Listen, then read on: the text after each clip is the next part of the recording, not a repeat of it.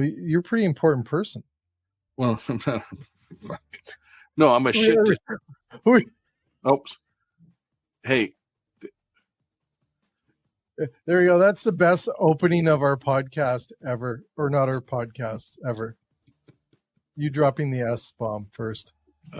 We've dropped worse bombs than that, but that's okay. There's been a few. I won't lie. Try and keep it respectful. Yeah, we're trying to be professional. There's no names in this recording, is it? We have to go backwards. I posted the other day that we go to the bath, have a pee once in a while, or make sandwiches. And I made a sandwich, yeah. Yeah, you made. You know, I'm just gonna give you this little thing too. The way that you blanket your background, it doesn't show that your desk is chaos. Just so you know. just so you know, you ain't hiding shit. It actually makes it even worse because it's like blurry, and I'm like I'm like focused on your mountain of chaos behind you. To turn this camera somewhere else? Yeah, why don't you put one of those I can't afford loft pictures on? Oh, that's way better. That shows mess on both sides. Yeah, exactly. At least it's balanced now with color. Oh my Lord. Anyways, I don't know. We said this in the last show I did the other day. Is I don't think we were going to start with welcome everyone to Late Night Restaurant Show, because like you said, they're already on the app. They're already listening to us. We just tell everyone we're not a podcast. Yeah, because we're not. We're not. Is your mic? You got your mic already? My mic's here. Yeah, right here. Yeah, you're all geared up. Geared up. Well, we had a 20-minute, hey, set up your mic properly, you goofball session last time. Wow. Okay. Well, first of all, that was probably my third or fourth lesson in it. So. Hey, you know what? So a couple things before we get started here. We have an awesome guest on here, rock star legend. I think he's going to teach us a few things about pizza. Wins awards, got lots of awards. Unbelievable. We've heard about him with the other pizza gentleman we had on a couple of weeks ago. So this is really, really cool. All the way down in Alabama, which is like awesome. I don't think we've ever had anyone from Alabama before. You know what? I think we did, but yeah, no, I can't remember. But I think there was like a fitness coach. She was from somewhere in Alabama. Michelle. Yeah. She was Michelle. Yeah. She was down there. Yeah. Right. So, anyways, big surprise. You don't know this, but we have a big surprise. Our official announcement. Our full podcast shows now are on TikTok. The full shows, not just the little clippy poos that everyone does. How come you can get I thought you couldn't get it like more than 10 minutes on TikTok. I know. Wow. Hey. So you can listen to Domenic while you're swiping other crap, and you can listen to us for 45 to an hour on TikTok. That's a big deal. That's a big deal. Yeah. Did TikTok change something, or we got unbanned from TikTok? I don't know. Maybe they felt sorry for us. Right? Poor Canadians trying to do a show. Call it not a podcast. What the hell's this? Gave us all the freedom on TikTok. So all our shows are on TikTok now, full shows. So you can go there and watch us under the Late Night Restaurant Shows or tag on TikTok. So that is huge. So we're on all the channels. Now you can listen to us fully on TikTok. That's a big deal, Tom. Big deal. I think we might be one of the first that I know of in the industry. Very cool. There you go. That's pretty good, eh? We got more stuff that I'll try to be. You leave the S bombs to me, Jay. Yeah, I'll leave it to you. You're the straight man. All right. So, anyways, we got a great guest. Are you ready? You focused? I'm ready. Yeah, focused, I'm all over. Ready to go? Camera's balanced. We got to work on that backdrop for you. Actually, next time I'm down, let's create. You know what we should do? Do you have a little office in those many offices that we can make into a studio for you? Yeah, maybe. Yeah, we should. Don't. That reminds me of like high school. And yeah, that's great. Outside your high school in 1985 wall. There you go. All right. Well, everyone sit back and enjoy. Today's going to be a great show. It's pre-recorded. Sorry, but it is live tonight, 7:30. And it's not a podcast, so it doesn't really matter. Right? It doesn't matter. And now we're on TikTok, so yeah, cool. Full shows, not just clips like everyone else does. There you go. That's what makes this not a show, not a podcast. Anyways, does it play past 10 minutes? It's 45 to an hour. Yeah. Okay. Dom, like people are listening to your shit for 45 minutes on TikTok. Yeah. And you wonder why we sell your swag. All right, we'll be back.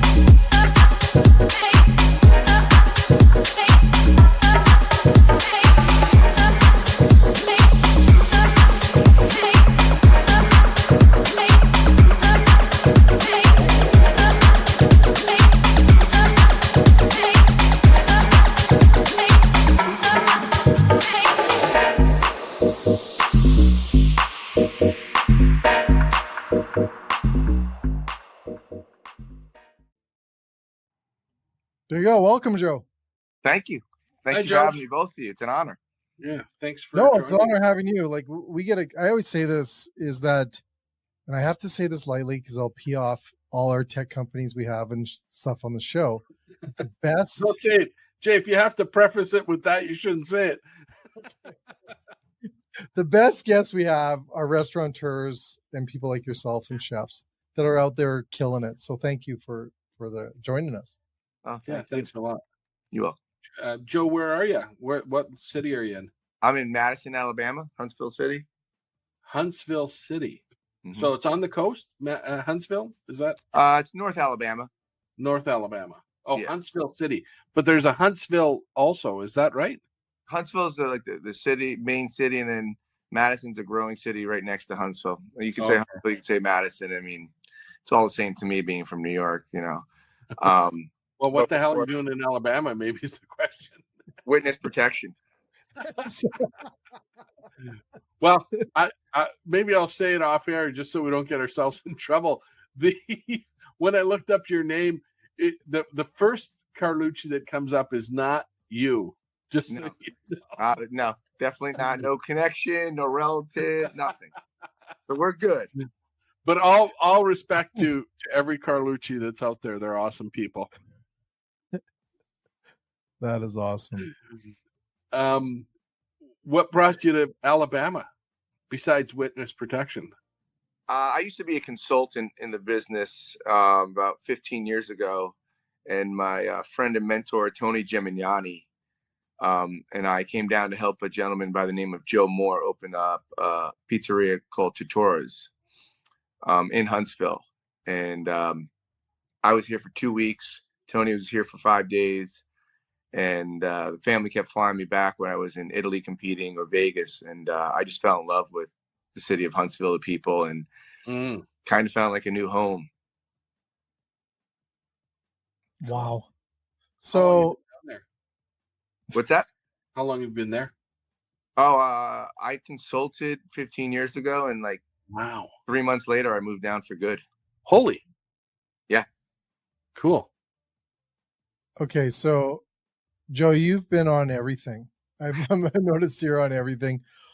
What are all these awards? Give us the titles. What was that? What's all the awards and stuff that you've won?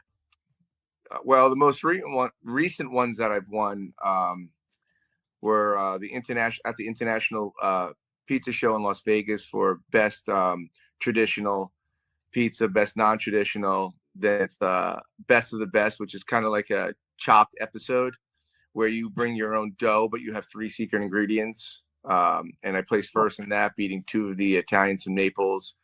Pizza Maker of the Year. About 2 months ago, we got top 50 in the world, selected 31st out of the top 50. Oh, excuse me, in the United States by an Italian association. and then I'm a 8-time world pizza champion, 2-time Guinness World Record holder, and a couple other ones. It's insane. But I will tell you, I've lost more than I've won. So it sounds like a lot, but at the same time, you don't always win, but you always keep trying. Wow. Yeah, good for you. That's important, right? It's super important.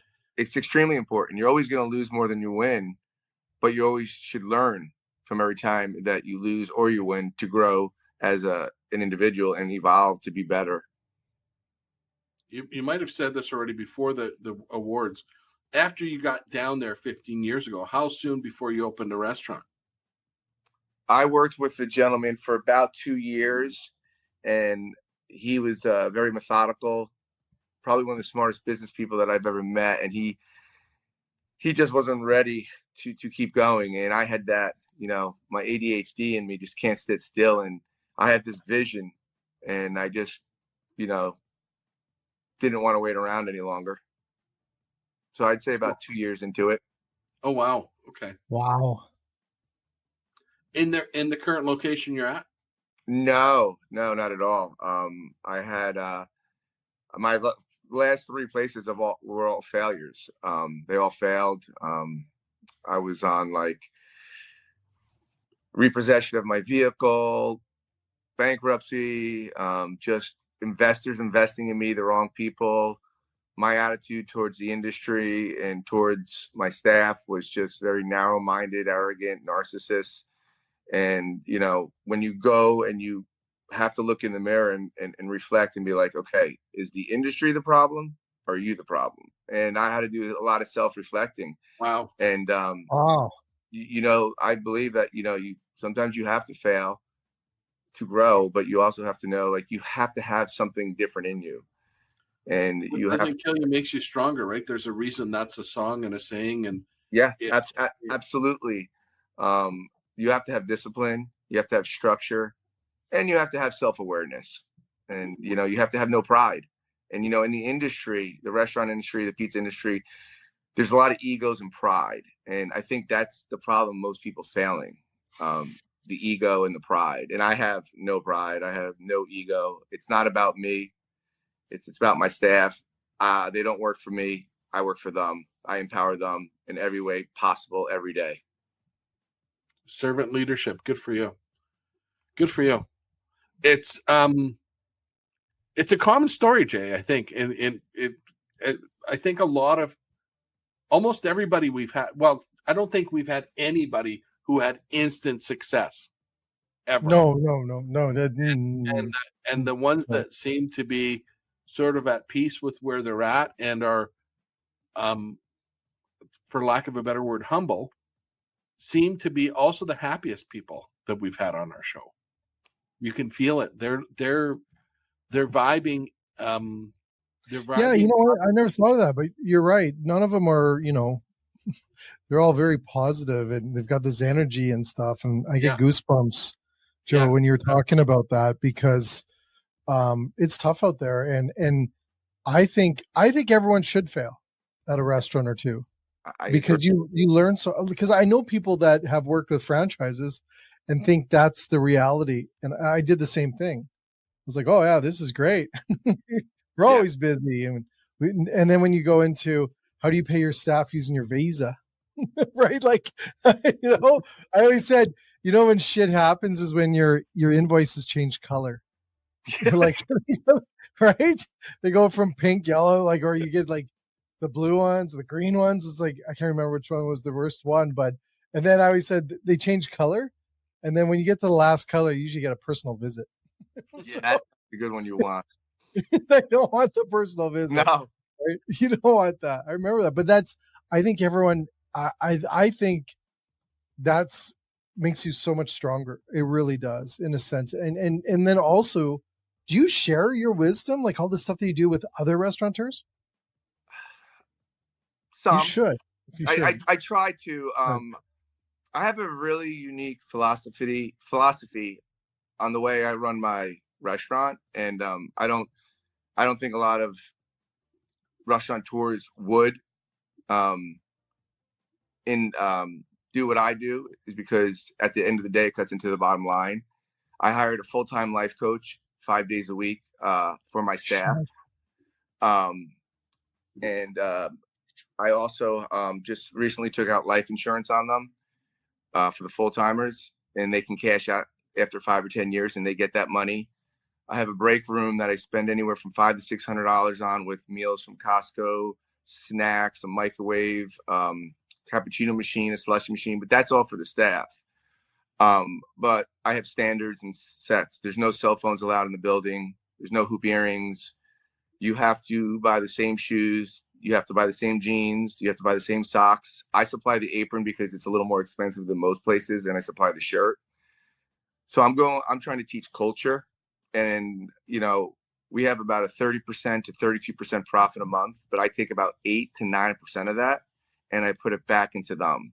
And I think my theory is hogs get slaughtered, pigs get killed. And I also have a attorney that works for me full time as my general manager. And the one thing that I learned is that I'm not that smart. And it's okay that you own a restaurant and you don't know everything. And that's the problem with people today in the industry. They want to know everything and they want to pound their chest. And I'm okay with not knowing everything and building a team and letting that team flourish. And then as long as my numbers at the end of the month are matching, why should I put my ego in the way of letting them strive and grow? And now I just hired a young lady that's been with me. I didn't hire, excuse me. I promoted her to house manager to help my general manager. Why would I step in their way and their toes when they're more polished and they're in their 30s? They're women. They're obviously a lot more sharper than me on social media and then just what's going on. And I think that the life coach and empowering them, it's not a bad thing. And the problem with restaurant guys today is, everybody's worried about the guy next door across the street. But if you just worry about yourself and your staff, then you don't have to worry about competition because you're your own competition. But it's lead by example. I mean, we all have bad days. This is the real world. So bringing the life coach in is a game changer. We have about 3% turnover ratio. Wow. The drama that we have at a restaurant is like brother, sister. It is nothing drastic. There's nobody wants to call out because they want to be here. And they also care about Valentina's as a whole. But, it starts with me and ends with me. And I have to live by that so they can see that. And, these kids and these people are a lot smarter and sharper than me. So they know if I'm having a bad day, and we all have bad days. And then we say, okay, I'm 80-20 today. I'm 20-80. Okay, let's pick up the dishwasher. Let's pick up John. Let's pick up Bill. Let's pick up Sarah today. We don't ask what's going on. We just say, we're going to rally around you and help you through it. And I think that means a lot to people when you show them care. Oh, for sure. For damn sure. We've talked a lot about this for any workplace, and the success often is it's the place you spend sometimes the most time at, and for a lot of people it is their family. It's not their family that they have at home. It's not that their extended family that maybe isn't there. It is the people that unquestionably pick them up 100% right. Unconditionally, right? No conditions. Right. Hey, we're here for you. So amen. I'm blown away. First of all, it's incredible. We've talked about it, Jay, that the places that have success are the places that take care, because you can't always do it with money. You can't do it straight wages, right? Because and for most people, when they get down the why, they ask why 5 times sort of thing. It's not about the money. It's about the culture. It's about how I'm treated. It's about my training opportunities. It's about hey, if I'm sick, I'm not going to be guilted into coming in. Right. There's people there that are going to help me get past it. And you don't have to worry about the money. Like I tell them, you write down on an envelope what you need to make a week. And if you can't make it in, you're getting it regardless. Wow. If you literally think about if they make 150, 200, they do very well here, my staff, because we have a very high ticket average for what we do. It's very unique, but I'm not afraid to write them a check for $200 on the day they call out. Like, what's that for me? that $200 would be made back in 2 hours when they're upselling bottles of wine and desserts. You know, you got to look past that kind of stuff. And I think I think it's a struggle for a lot of people. We're closed Sunday and Mondays. We're only open 27 hours a week. We're only open 4 to 8, Tuesday, Wednesday, Thursday, Friday 4 to 9, and Saturday 12 to 9. We don't open Sundays and Mondays, never will. I believe it's culture, lifestyle, and career. And I think when you do that, you could attract the people that want to be there, make close to 6 figures doing something they care about, and still have a family life.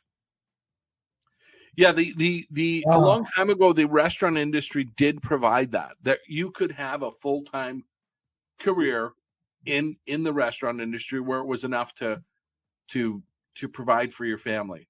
So, like, especially in full service restaurants, right? That was a career, and it was an admirable career. I think it's changed in a lot of places, right? People now have to have, 2 jobs or 3 jobs, and only some people have the opportunity to grow to a position that it's going to be their career. And there's many reasons, obviously, that's gone. Part of it's government, Jay. It is. I know you don't want me to talk about government, but I never said you don't want to. You just get a little tight. Well, I do get pissed off because it's a fair. We have a rule, Joe. You can't say P.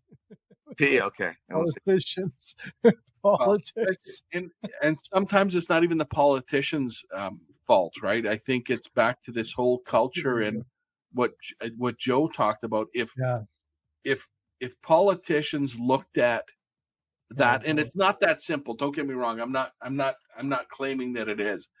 I think though, if they get back to sort of some of these very basic things, that a lot of things would be better if they focused on what they're supposed to do. Joe's not out there trying to change the world, by the way.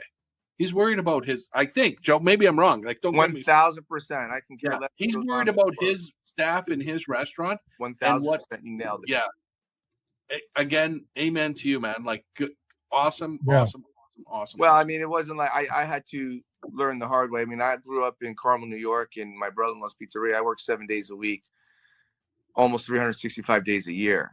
And I even did that when I first came down here. And it wasn't until I had my daughter, and she was been with me in the restaurant business since she was born. And when she was 5, and she's like, "You're working too much. I never get to see you." And, it's quality of life. Like I tell my staff, you don't have to like each other, but you have to respect each other. Yeah. You have to respect each other's opinions. No matter if you're black, white, red, blue, green, I don't care, but respect each other. And at the end of the day, if you want the truth to be told, like you said, we have to help each other as humans, as coworkers, because the government's not going to help us. Whoever's in whatever office they're in are not going to go to bed worrying about Valentine's pizza. But I can tell you one thing. Your coworker or your kitchen guy is going to worry about you and see if you're okay, if you need a ride to work. And I'm going to do the same. And I think if you can get people to believe in you and buy into that, and my theory and anything I say is actions speak louder than words.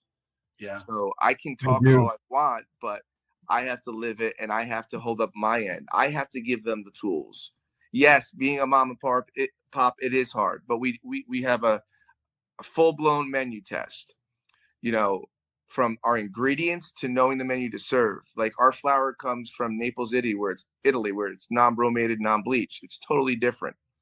It's easy to digest. We have had people with celiac allergies that it's a total different taste. Is it more expensive? Yes, but the quality we're putting out. But we educate not just the hostess, not just the phone, not just the server, the dishwasher, the pizza line, so they understand like what our mission is and what we're trying to do together as a team.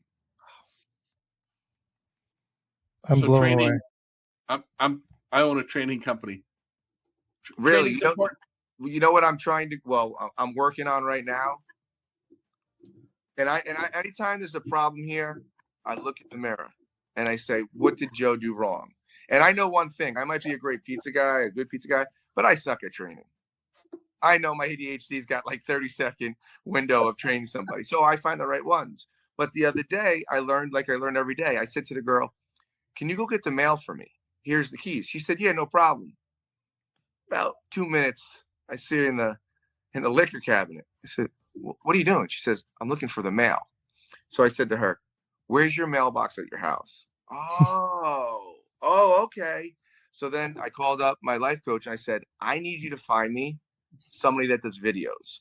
And I want to spend as long as it takes, months, weeks, years. I want to do a video of every single thing that you could think of.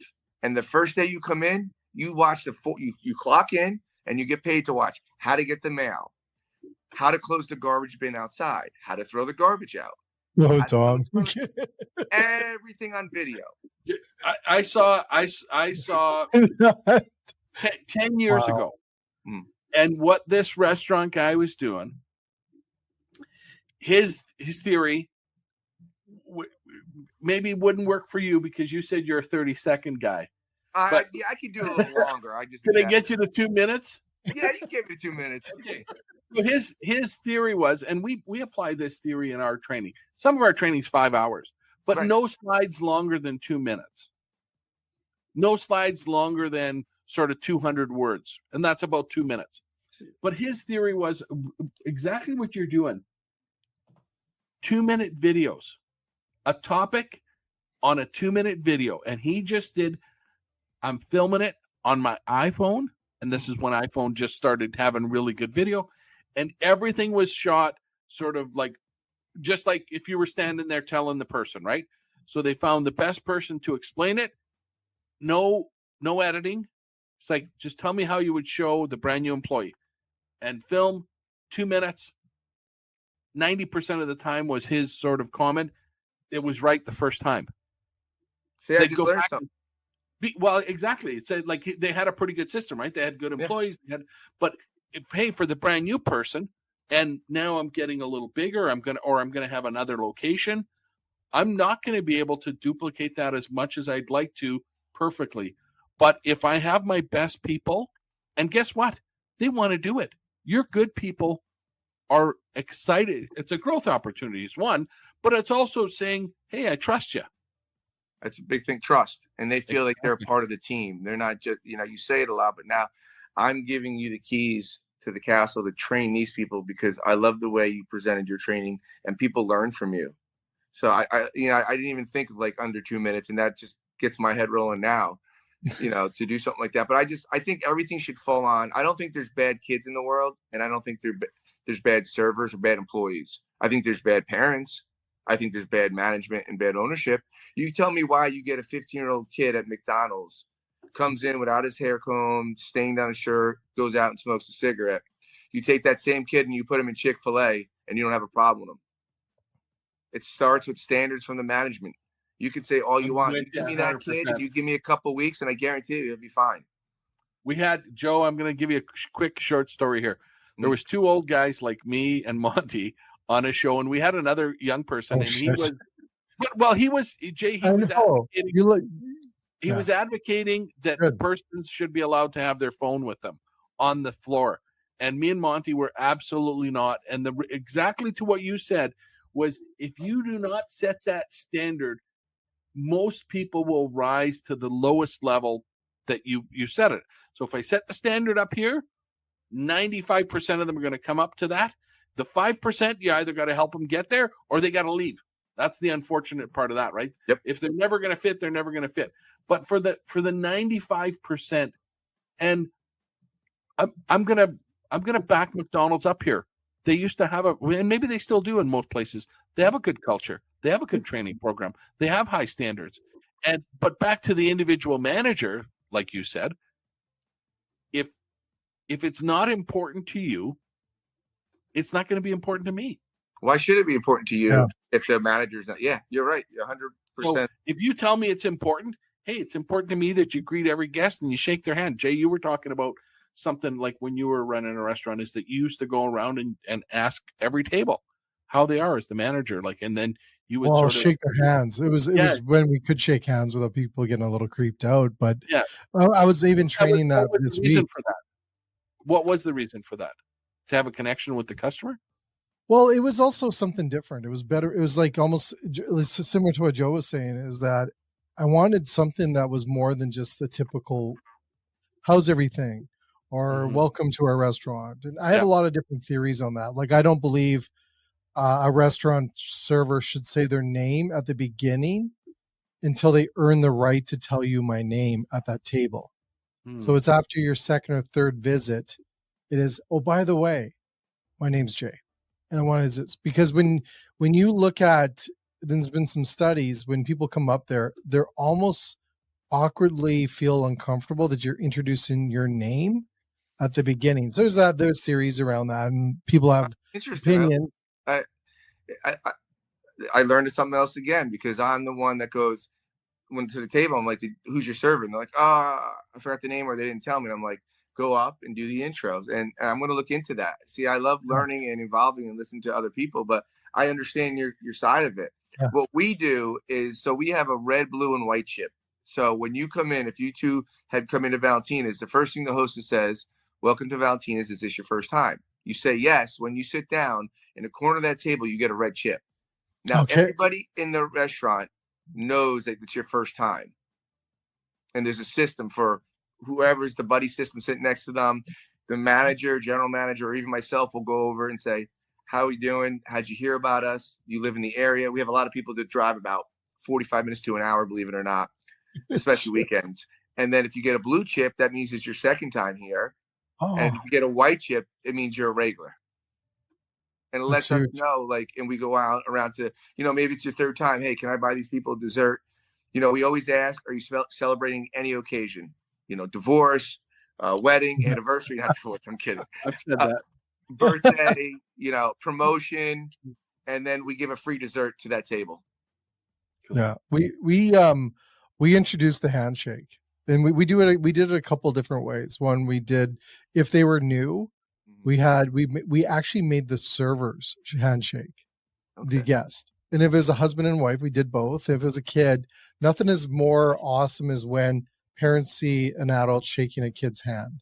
So we introduced that as a way to break up the thank you so much for coming in. We did that. Now, this was pre-COVID. This is many, many years ago. And then what we also did is when the table was done and leaving, we made sure that the servers made it their right, like really enforced it to make sure they were at the door to shake their hand and say thank you. Wow. When they left. Every table? As much as, those days they were running like 5 tables, like it was a 4 or 5 table section. So they could do that. But it took a little, but they could do it. Or like the manager's great. And we always had the manager go around, right? And that's a big thing. And to shake hands, like we were shaking hands big time. And I'll tell you, the amount of people that were like, they developed, that was a different way of connecting was huge. Sure. We had booth days where, if it was usually on January, it was like January, February, we called it like booth days or booth times, is that usually when it was quieter in January, February for us. So we would try to get the servers to actually sit in the booth with the customer and talk to them, opposed to kneeling down and talking to them, because we did the kneeling down. I didn't like that. Yeah. And then we did the booth. So what they were doing is they're building up like this rapport, and it was like one knee. It wasn't like they were sitting down having a beer. It was like the one knee in the booth. And we did that for some times to build up the January, February. Because we said, well, if you're only going to have like 3 tables, through a rush hour or whatever it was, why don't you really build up your relationship with them and then make them your regulars? So we did that tactic. We had a lot of weird tactics and different things. Did you give them a time frame to sit down? They didn't get too comfortable? No, we made sure that they understood that there was you're not there to sit and make sure you're taking care of your tables, but just to have this different level, because we did Did your restaurant fail after you started doing that, Jay? No, this was with Earl's. So the other one, we would have been, hey, let's have a drink together, and we get drunk together. That was the one that failed. So you'd have a server serving a server. We paid the fines on Monday. That's all I have to say. Yeah. But yeah, there's a lot. And like I always say, is there's things that we did just to create that relationship, but it gave our servers and our staff something different than they would at other locations that they worked at. If a different way to build up their career models. We did so many. We did light out nights. I don't know if you ever done light out night, Joe. So we would practice this during like a weekday, but we would knock the power out. So they had to actually try to figure out how to serve tables without power. I think that's brilliant. Yeah. So we did light out nights. So we would do light out, and then we'd have candles and everything set up. So we made sure that the guests, because we must have been on a shitty grid or something, because every time it was always like a bloody Friday, a storm would roll in, boom, knock the power out. And we're like, so I'm like, hey, we got to train for this. So we would train for light out nights and candles. Servers knew because we couldn't use the POS system. They had to write it down. We knew what we could serve still in the kitchen based on just having gas, power, which was most of it. And then we also had a forno, so we could still run our forno up because it was wood. So, we did light out nights. Now, me and Domenic are a big believer that every restaurant also needs to have, and maybe you guys do down in Alabama, a natural disaster plan.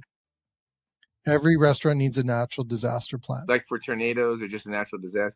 Just overall, every disaster there is. In your area would be the most common thing. Tornadoes. We've had fires up here, right? But tornadoes, storm, even power outages. Whatever it is. What do you do when there's a boil water order? Yeah. Like, what do you do when you have to? Like, what do you do with your staff? What do you do with your people? Not only the ones that are at work, but how do you take care of, or how do you communicate? All these things. We believe that every restaurant's got like a tech stack. They have the training. And we're like, well, what about the natural? Because every week it seems like there's another natural disaster somewhere in North America. What are the restaurants doing, or what happens when you have to shut down your freezers and your coolers and everything else? How long is that food safe, right? Dom's taught me on this stuff, right? So there's a lot of things that I think every restaurant needs their natural disaster plan put in place. I think a lot of, like, I think that idea is brilliant, and we have something like it, but not to that level. And it's just getting my wheels turning when I get off the phone or even off this podcast.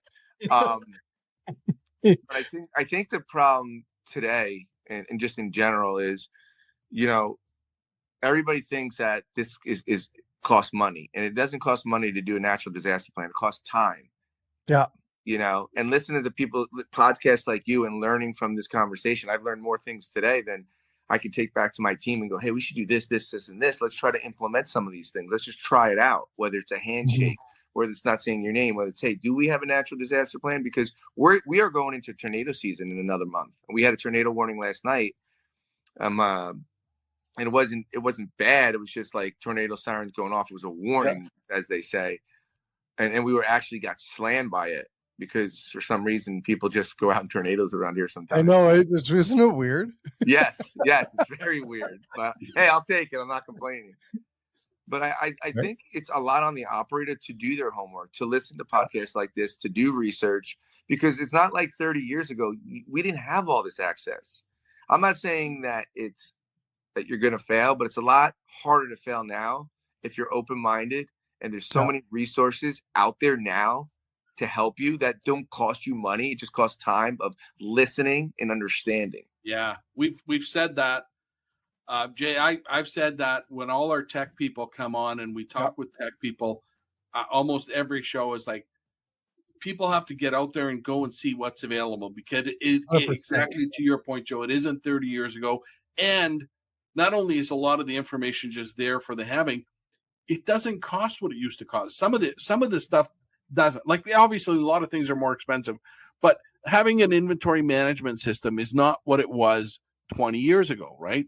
That would have cost you tens of thousands of dollars, and that's not the case anymore, right? Having a scheduling software, having any of the systems that can help you.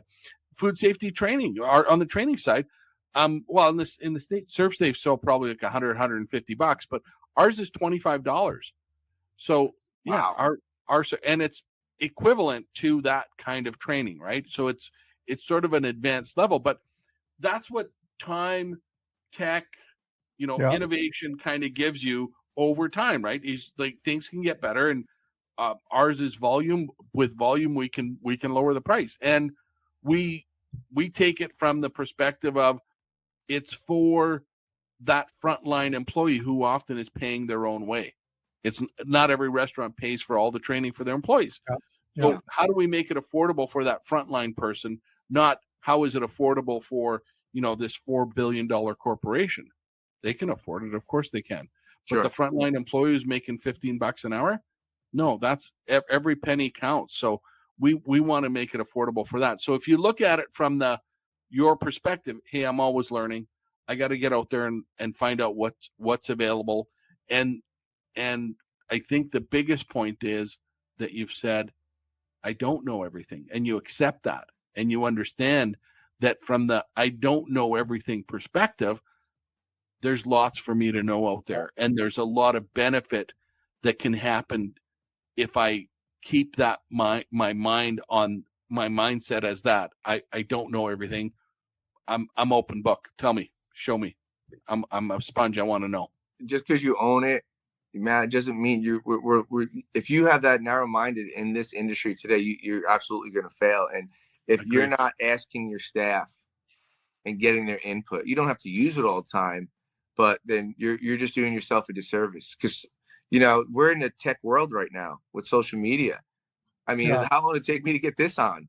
I'm Fred Flintstone, and I got some of the techiest young kids. You know what I'm saying? Whether it's TikTok, Facebook, Instagram, like. I know that, and I know that attracts a different crowd. And if we do something funny, or something that we're promoting, whether it's a new pizza, a new style of pizza, that could bring in a different clientele. Yeah. Wow. Yeah, and excuse me, the fact that you're willing to bring, and Jay, we've said, I like guests like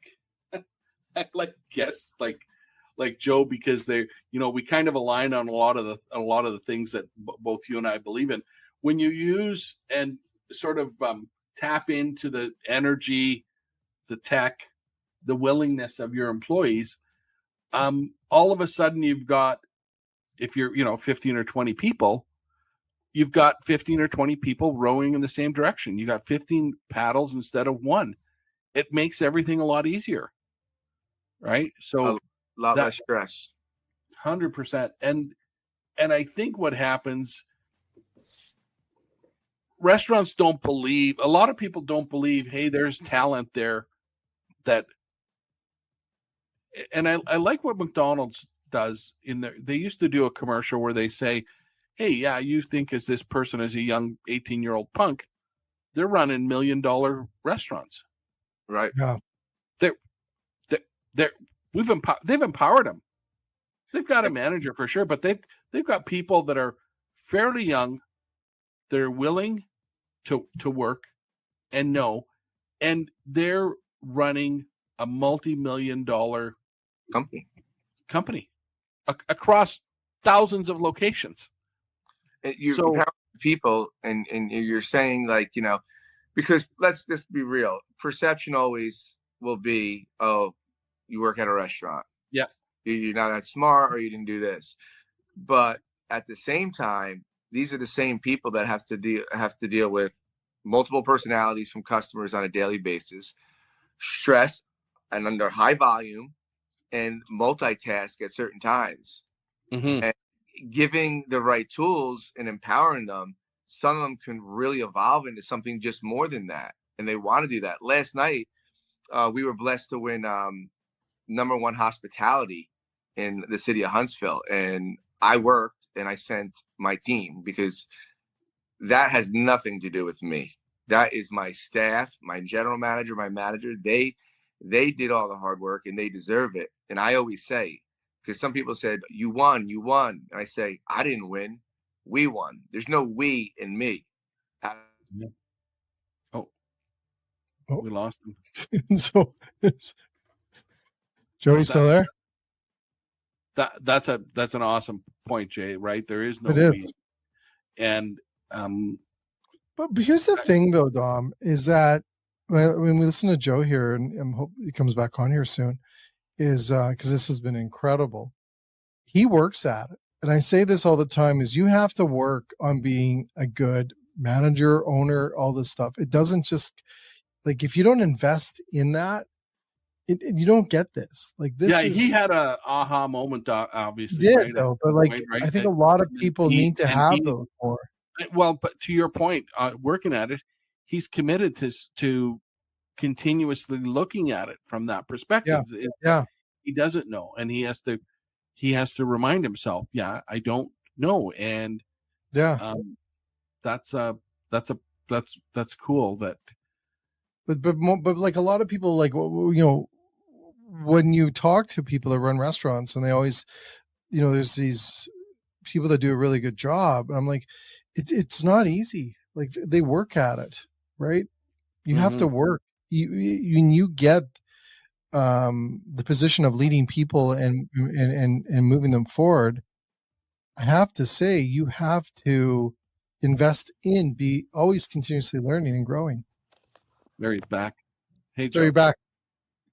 Can you guys hear me? Yeah. Okay, I can't hear you. All right. Well, it's okay. What the hell did I do? A lot of our listeners love that. They usually like when Jay's mic goes out. That's kind of like yeah. That's awesome. How about now, Joe? Can you hear me? Yes. Yeah. You can hear me? Yes. Okay, I can't hear you. Do you have to bring in your tech team? Or your tech team?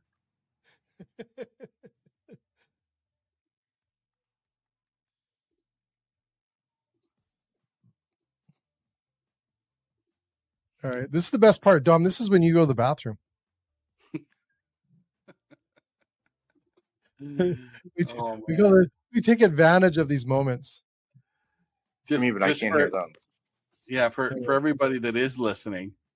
Yeah, listening, not watching. The only person that's actually gone to the bathroom in the podcast is Jay Ashton. You throw my last name out. Oh, sorry. The only person that's ever gone to the bathroom is Jay. Or sorry, I could hear you with restaurant guy. I was the only one that fell asleep. No, and I've only made a sandwich today. How do I reboot? Joe, can you hear us now? Joe, can you hear us? I'm going to try to reboot. Okay. Okay. Reboot. All right. We'll talk about stuff. Close it and open it again. There we go. Well, that's the best part about our show. It's not in on podcast shows, right? Is you can well, this is what other podcasts do. Is they edit this out. We leave this shit in. Yeah, for sure. Yeah. I wonder makes me real. Tornado down there. They're having the weather. Should we look it up? The weather? If there's weather going on in. Have you seen Huntsville? No, I've never been there. It's gorgeous, man. I thought it was on the coast for some reason, but I have to ask him what is there some sort of like a space port or something in Huntsville? Wasn't it Superman from Huntsville? Maybe, yeah. Smallville. Okay. Close. It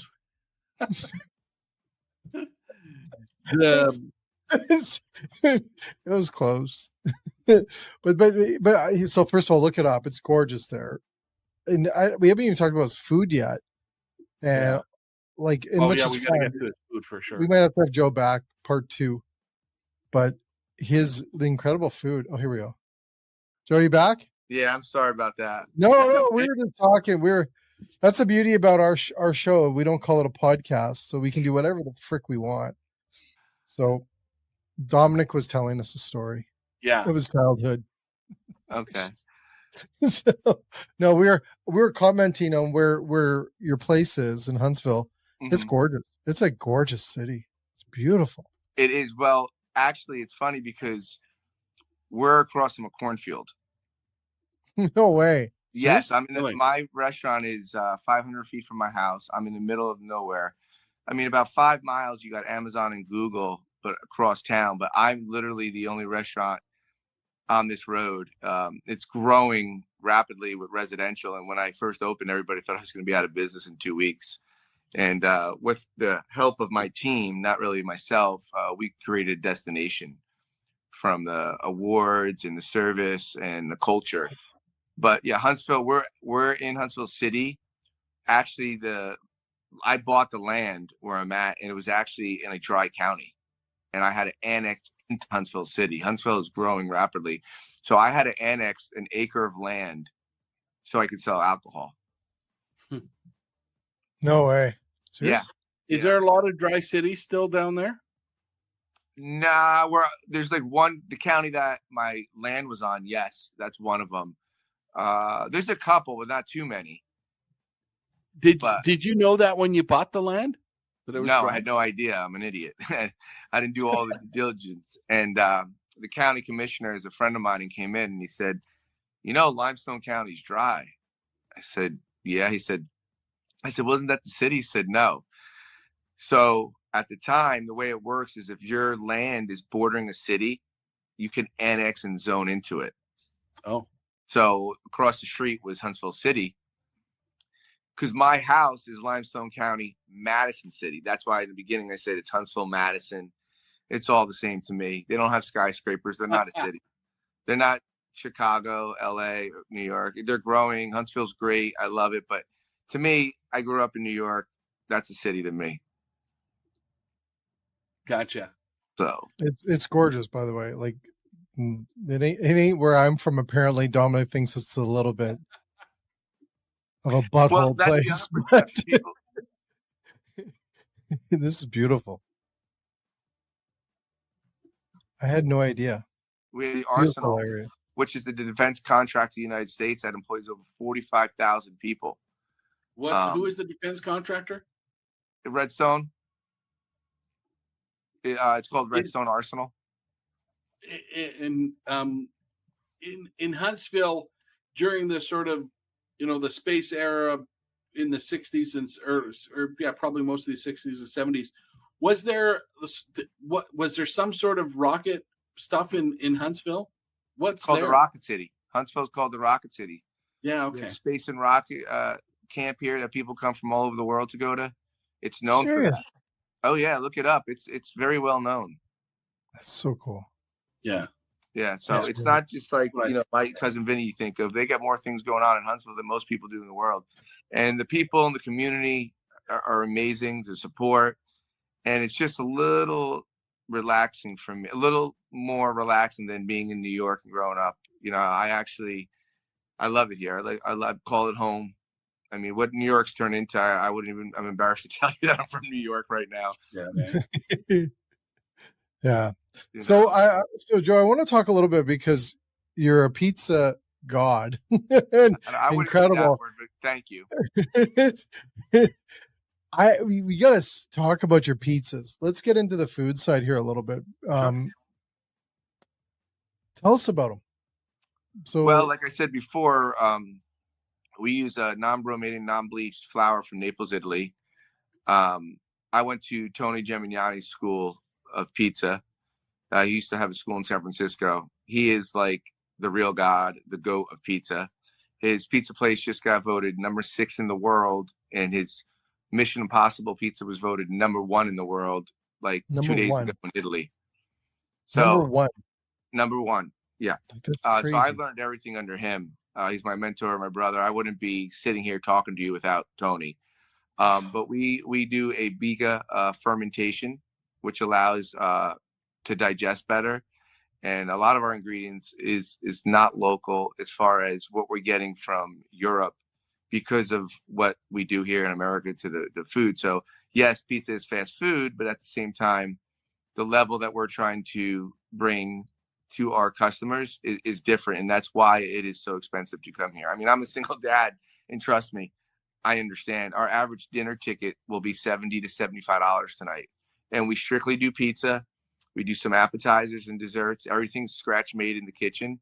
And we do 5 styles of pizza from Detroit, Sicilian, New York, Tavern, and cauliflower. And we're going to be adding in New Haven style soon. I'm going to bring in a teacher, and I'm going to add that.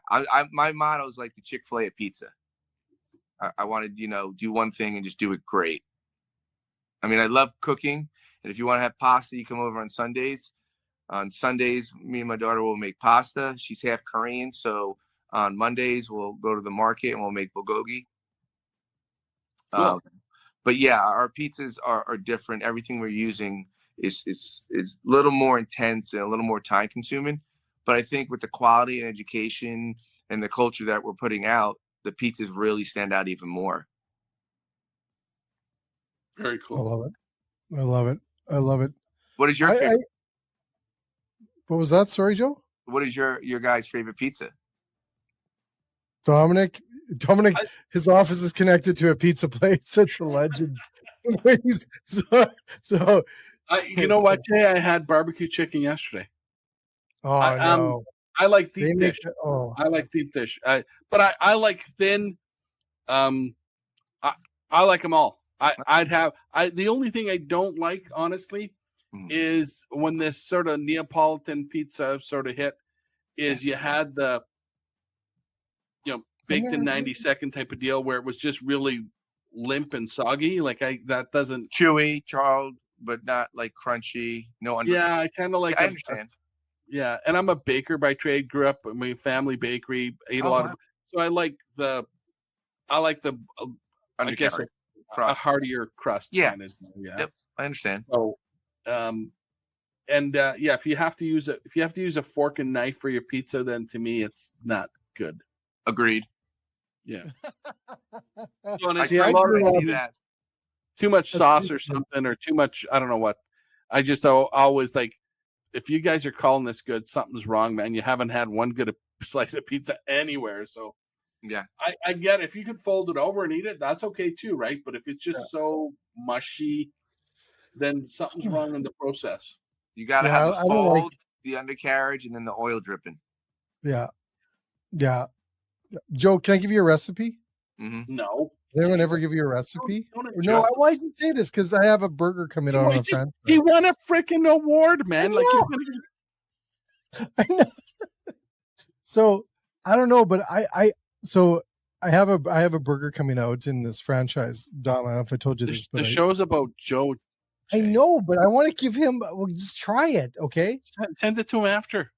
I know, but I want to tell him now. But like, Joe, try butter pizza. Okay. Butter pizza. Okay. Joe, pizza. Good, man. You don't have to entertain him, man. No, butter pizza. Okay. It's phenomenal. But Jay, okay. See, now I'm intrigued because butter makes everything better. I agree. I know, but I do. So the place that I'm working with, we're doing, and they have all these locations across Canada. We're doing a butter burger. So we're cooking the burger in butter. Oh, wow. Oh, yeah. So butter pizza is you take your butter, like a higher European butter, and you'll drizzle it all over the pizza, and you serve it with butter on top of the pizza. Okay, I'll definitely try that. Yeah, try it. There you go. I gave the world champ pizza recipe. How you like that, Tom? That's what makes us different. Anyways, enough of me. But Joe, I just want to thank you because we have to wrap up here because we got to get another the 60 minutes because we are now on TikTok. Our podcast is fully on TikTok. It's an honor to be on the show. And if you guys are ever in Alabama, I would love you to come by. And I hope we can talk again. I think we have to do a tour across the United States because we have had the most incredible restaurateurs on the show in the last year across the United States. Like Dom, we could go. Dom tries to do this once in a while without me. Travel the states, go from state to state, and to go meet all of you. It'd be incredible. So yes, we gotta work on this. Seriously, we have to. Thanks so much, Joe. Thanks so much, Joe. It's an honor, complete honor. All the best, and congratulations on the cool stuff you do with you and your staff. Yes, that's incredible. That's a recipe for a lot of places, Jay, to look at. And he needs to teach it. Yeah. It's incredible. Thanks, Joe. Help to build the course on restaurants. I'm going to contact you after we're done. Okay. Awesome. Yeah. Thanks, Joe. There you go. Winner, chicken dinner. Winner. Chicken pizza. Dinner. Butter pizza dinner. Butter pizza. Try it, buddy. You better send it to him. I think that would be insulting for me if you said. Well, you're like a baker. But he's a multi-time, like like Taylor Swift, like 15 platinum records or whatever. He's got all this, and Jay's selling him a buttered pizza. It's like, oh goodness, Jay, we got 30 seconds left, buddy. Wrap it up. 59:25. Well, that's the thing that makes us a good show is we have the coconuts to go and tell the world champion pizza guy how to make coconuts. What's that mean? I was trying to be politically correct. You're wrong. You're politically wrong. Anyways, well, it's been a blast. Thanks again, everyone else. Watch us now and listen to us on the whole show, not just 30 seconds or 10 minutes. The whole show. Keep going. Bye. Bye.